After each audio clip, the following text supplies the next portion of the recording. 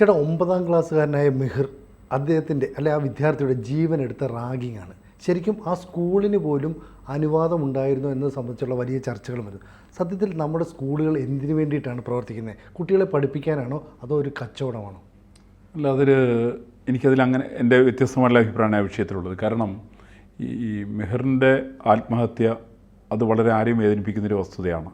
പിന്നെ ചെറിയൊരു കുട്ടി 9ാം ക്ലാസ്സിൽ പഠിക്കുന്നൊരു കുട്ടി അവൻ ജീവനൊടുക്കി എന്ന് പറഞ്ഞിട്ടുണ്ടെങ്കിൽ അതൊരു പൊതുസമൂഹത്തിലുള്ളൊരു എല്ലാവരും എല്ലാവരെയും സംബന്ധിച്ച് അതിനകത്ത് പങ്കുണ്ട്. പിന്നെ ഈ വിദ്യാലയത്തെ സംബന്ധിച്ച് എനിക്കറിയാവുന്ന ഗ്ലോബൽ പബ്ലിക് സ്കൂള് സാമാന്യം നല്ല സ്കൂളാണ്. തിരുവാണിയൂർ ഒരു മികച്ച വിദ്യാലയമാണത്. അവിടെ അഡ്മിഷൻ കിട്ടലിന് പലർക്കും വളരെ പ്രയാസമാണ്. അത്തരം ഒരു സ്ഥലത്ത് ഇന്നിപ്പോൾ അവിടെ കുട്ടികൾ റാഗ് ചെയ്തു എന്ന് പറഞ്ഞാൽ അങ്ങനെ അതുണ്ടോ എന്ന് എനിക്കറിയില്ല.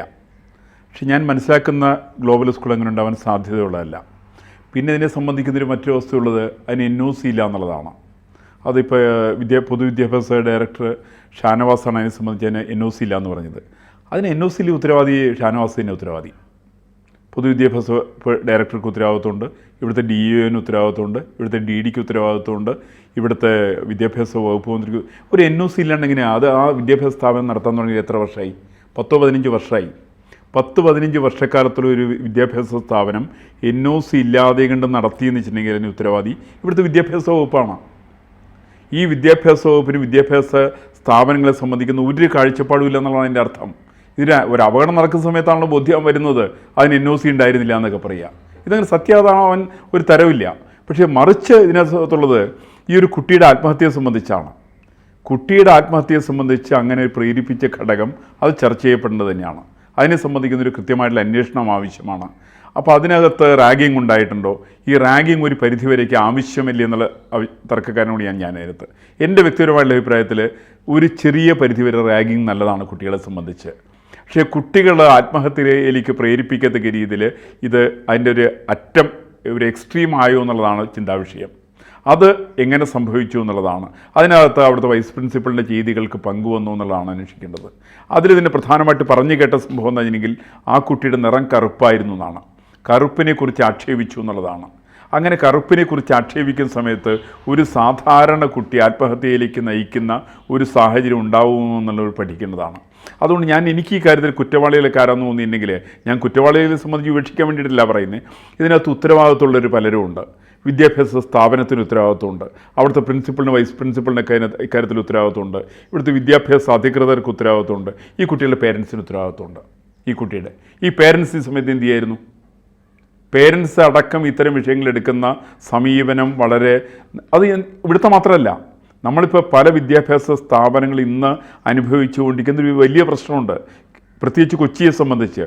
കൊച്ചിയിൽ വിദ്യാഭ്യാസ സ്ഥാപനം പഠിക്കുന്ന വിദ്യാർത്ഥികളാണ് മയക്കുമരുന്നിൻ്റെ കരിയേഴ്സ്. അവർ കൊണ്ടുനടക്കുന്ന സമയം എനിക്കറിയാം. ഞാനിവിടെ ഒരു വിദ്യാലയത്തിലൊരു വാർഷിക പരിപാടിക്ക് സംസാരിക്കാൻ പോയിരുന്നു. അപ്പോൾ അവിടെ ഉള്ളൊരു ചെറിയൊരു പെൺകുട്ടി, അവൾ 9ാം ക്ലാസ്സിൽ പഠിക്കുന്ന, അവളെ പോലീസ് കസ്റ്റഡിയിലെടുത്തിരുന്നു. കാരണം ആ കുട്ടിയെ കൊണ്ടാണ് മയക്കുമരുന്ന് കച്ചവടം നടത്തിക്കുന്നത്. അവൾ ഇൻ്റർവെൽ സമയത്ത് അവളെക്കുറിച്ച് മയക്കുമരുന്ന് കച്ചവടം നടത്തിക്കുന്നു. അത് സ്കൂളുകാർ പിടിച്ചിരുന്നു, പോലീസ് അവളെ പിടിച്ചിരുന്നു. അതൊരു വലിയ ചർച്ചാ വിഷയമായി.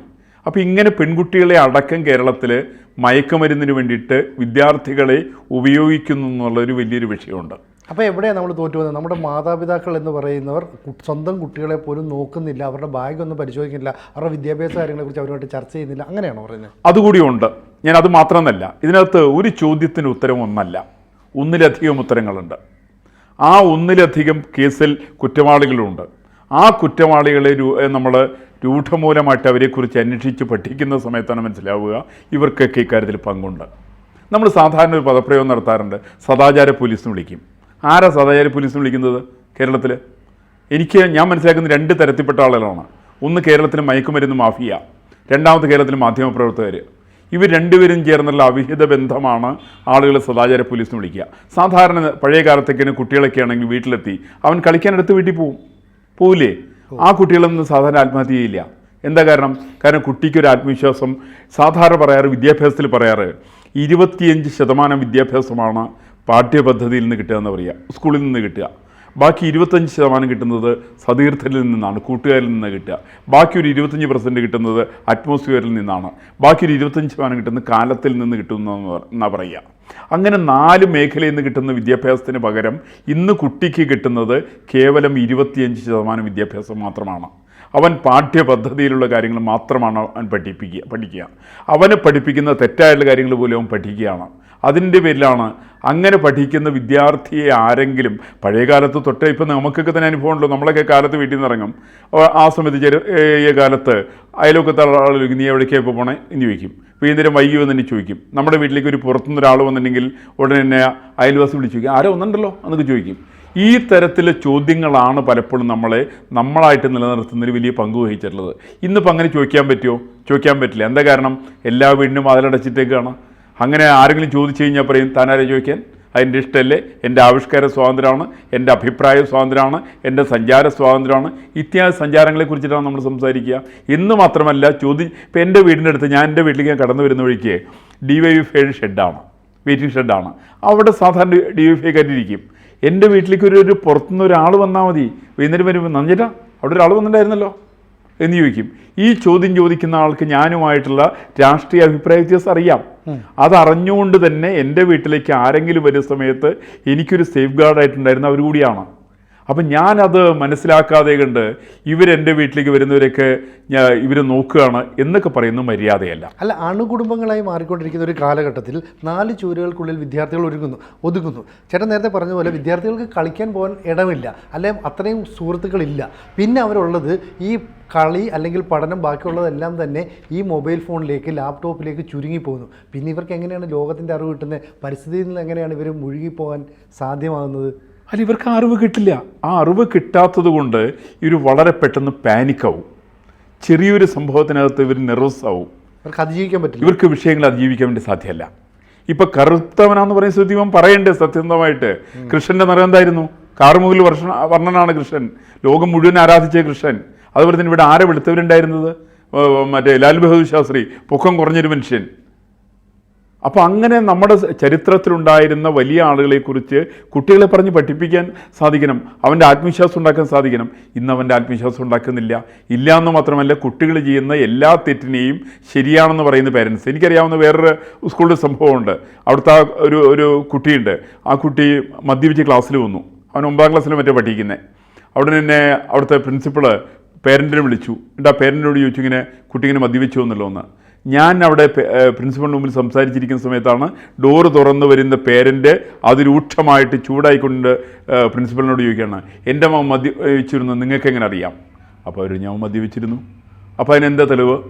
എൻ്റെ മകൻ മദ്യപിക്കില്ല ഇന്ന് പറയുന്ന പേരൻ്റാണിപ്പോൾ ഉള്ളത്. മദ്യപിച്ചു എന്ന് പ്രിൻസിപ്പൾ നുണ പറയാൻ സാധ്യതയില്ലല്ലോ. അത് തിരിച്ചറിഞ്ഞ് തൻ്റെ മകന് അത്തരത്തിൽ വൈകല്യങ്ങളുണ്ടോ എന്നുള്ളത് തിരിച്ചറിയേണ്ടത് രക്ഷകർത്താവിൻ്റെ ബാധ്യതയാണ്. ഈ രക്ഷകർത്താവ് ഒരിക്കലും കുട്ടിയുടെ മദ്യപാനത്തെ സപ്പോർട്ട് ചെയ്യുന്നവരാവരുത്. ഗ്ലോബൽ സ്കൂളിൽ ഞാൻ മനസ്സിലാക്കുന്നത് സംഭവിക്കുന്നത് അത് തന്നെയാണ്. അവിടെ ഈ പറയുന്ന റാഗിങ് നടത്തുന്ന കുട്ടികളും അല്ലെങ്കിൽ റാഗിന് ഇരയായിട്ടുള്ള കുട്ടികളും ഈ രണ്ടുപേരെ സംബന്ധിച്ച് അവിടുത്തെ പേരൻസിനും ഒരു കൃത്യമായിട്ടുള്ള അവരെ സംബന്ധിക്കുന്ന ഒരു അന്വേഷണം ആവശ്യമാണ്. അവർക്കും കൃത്യമായിട്ട് അവരെക്കുറിച്ചിരിക്കുന്നൊരു പഠനം ആവശ്യമാണ്. ഇവരെങ്ങനെയാണ് കുട്ടികളെ ഹാൻഡിൽ ചെയ്യുന്നത് എന്നുള്ള പ്രശ്നം. ഇവർ കുട്ടികളെ ഹാൻഡിൽ ചെയ്യുന്നത് ട്രാൻസ്പെറൻ്റ് ആയിട്ടാണോ? ഇവർ കുട്ടികളോടുള്ള ഇവരുടെ പെരുമാറ്റം എങ്ങനെയാണ്? ഇവർ കുട്ടികൾക്ക് വേണ്ടത്ര സ്വാതന്ത്ര്യം കൊടുക്കുന്നുണ്ടോ? കുട്ടികളെ കളിക്കാൻ വിടേണ്ടത് കുട്ടികളെ കളിക്കാൻ വിടുന്നില്ല. അവർ പഠിക്കാൻ പോലും അനുവദിക്കുന്നില്ല. ഇവർ പറയുന്ന ചെറുപണം അവനെ കൊണ്ട് പഠിപ്പിക്കുകയാണ്. എന്നിട്ട് ഇവനൊരിക്കലും സെക്കൻഡ് ആവാൻ സമ്മതിക്കില്ല. ഒരു കുട്ടി സെക്കൻഡ് ആവാൻ ഒരു പാരൻറ്റിൽ നിന്നിപ്പോൾ സമ്മതിക്കുന്നില്ല. അവസാനം അവൻ പേടിച്ചിട്ടാണ് ഈ കുട്ടി സെക്കൻഡ് ആവുന്നതിനേക്കാൾ നല്ലത് ആത്മഹത്യയാണെന്ന് വിചാരിച്ചിട്ട് ആത്മഹത്യ എന്ന കുട്ടികളുടെ എണ്ണമാണ് കേരളത്തിൽ കൂടുതലാണത്. പക്ഷേ ഈ വിദ്യാർത്ഥിയുടെ മാതാപിതാക്കൾ, രക്ഷിതാക്കൾ സ്വാഭാവികമായിട്ട് സ്കൂളിനൊരു പരാതിയല്ലല്ലോ. സ്കൂൾ അധികൃതർ അത് പരിശോധിച്ചിരുന്നുവെങ്കിൽ ഒരു പക്ഷേ ഇത്തരം ഒരു ദാരുണ സംഭവം ഒഴിവാക്കാമായിരുന്നില്ലേ? തീർച്ചയായിട്ടും അങ്ങനെ പരാതിപ്പെട്ടിട്ടുണ്ട് എന്ന് പറയുന്നു. ആ പരാതിപ്പെട്ടിട്ടുണ്ടെങ്കിൽ അതിനെ അന്വേഷണം നടത്താൻ സ്കൂൾ അധികൃതർ ബാധ്യസ്ഥരായിരുന്നു. പ്രത്യേകിച്ച് ഗ്ലോബലിനെ പോലെയുള്ള ഒരു ഇൻ്റർനാഷണൽ ലെവലെന്ന് പറയപ്പെടുന്ന സ്കൂള്, വലിയ ഭാരിച്ച ഫീസ് വാങ്ങിക്കുന്ന സ്കൂള്, അവർ കൃത്യമായിട്ട് അന്വേഷണം നടത്തണമായിരുന്നു. അത് അവരുടെ ഭാഗത്തിൽ വീഴ്ച തന്നെയാണെന്നാണ് എൻ്റെ അഭിപ്രായം. അതിനെക്കുറിച്ച് അന്വേഷണം വേണ്ടതാണ്. ഞാൻ പറയുന്നത്, എൻ്റെ അഭിപ്രായത്തിൽ ഈ പറയുന്ന 4 ഘടകങ്ങളെ സംബന്ധിച്ചും അന്വേഷണം ആവശ്യമാണ്. അതിനകത്ത് പേരൻറ്റിൻ്റെ കുട്ടി മരിച്ചു എന്നുള്ളതുകൊണ്ട് ആനുകൂല്യം കൊടുക്കുന്നതിൽ അർത്ഥമില്ല.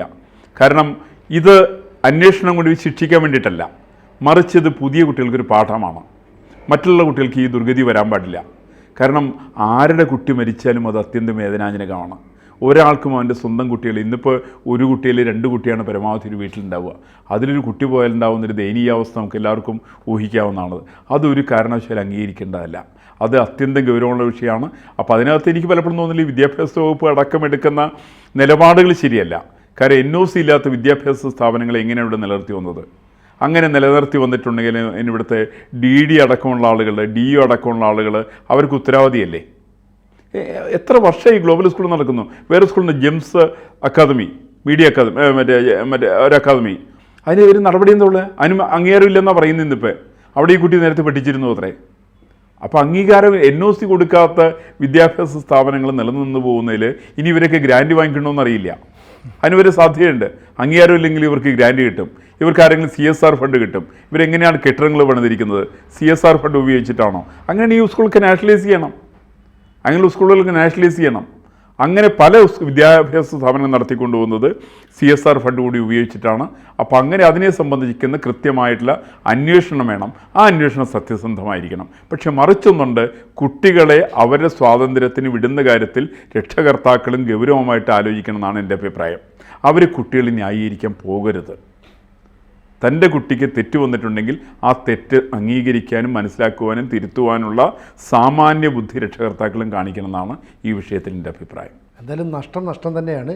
കുറ്റം ചെയ്തവരുണ്ടെങ്കിൽ അവർ നിയമത്തിൻ്റെ വഴിയിലേക്ക് കൊണ്ടുവരാം, അവർ ശിക്ഷിക്കപ്പെടട്ടെ അല്ലേ? അവർ ശിക്ഷിക്കപ്പെട്ടെ. പക്ഷെ അവർ ശിക്ഷിക്കപ്പെടുക എന്നുള്ളത് മാത്രമല്ല പ്രശ്നം. ഇതൊരു സമൂഹത്തിൻ്റെ ഒരു വലിയ തിന്മയാണ്. ഈ തിന്മ സമൂഹത്തിൽ നിന്ന് ഉച്ചാടനം ചെയ്യണമെന്നുണ്ടെങ്കിൽ ബോധപൂർവമായിട്ടുള്ള പരിശ്രമം ഇക്കാര്യത്തിൽ ആവശ്യമാണ്. അത്തരത്തിലൊരു ബോധവൽക്കരണം കൂടി ഇതിൻ്റെ ഭാഗമായിട്ട് വേണമെന്നാണ് എൻ്റെ ഈ വിഷയത്തിലുള്ള അഭിപ്രായം.